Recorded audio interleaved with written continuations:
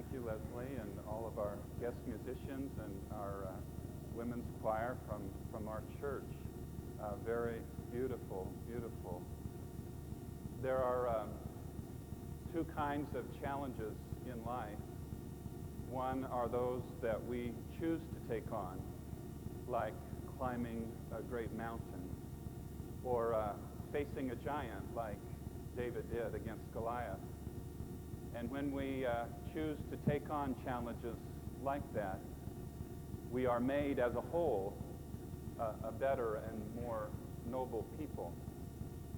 There are also challenges that come upon us unasked and uninvited, like when the disciples went out in the boat with Jesus and a storm came up and they thought they were going to die because this boat was being swamped.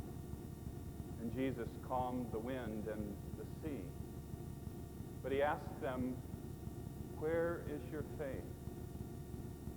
The challenges of life, whether they're ones that we choose to take on or they come upon us, are things that can make us better people, help us to discover strength and courage for the facing of all of the things that we face in life. So with this requiem, we give thanks for those who take on challenges, for those who make their way through challenges that come upon them, and may we gather our strength.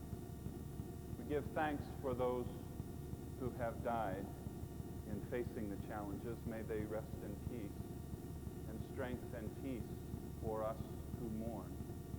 We give thanks who make the attempt to make it to the summit or to make it through, but fail.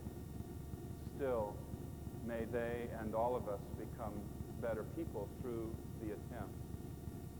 And we give thanks for those who make it to the summit, who make it through the valley of the shadow of death, giving thanks in all of these circumstances for God who sustains us and walks with us. Jesus, when he spoke to the disciples in the boat, was concerned not only about what was happening to them at that time, but how they would respond to life in the future. One of the neat things that I discovered, and Leslie inspired me, she talked about loving to read of adventures as she was growing up, of mountain climbing and so on, and I read about Edmund Hillary.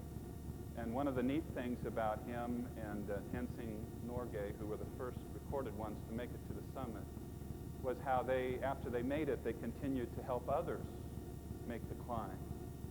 And Edmund Hillary, not only in terms of making the climb and other explorations, but has spent a lot of time going back to the area and helping to build schools and clinics and hospitals for the Sherpa people in the area. The challenges of life are small and large. They are always before us. May God be with us in all that we face and do, that we may know the strength and the courage and the hope and the joy of living. In Christ's name, amen. If our ushers will come forward, we'll offer our gifts unto God.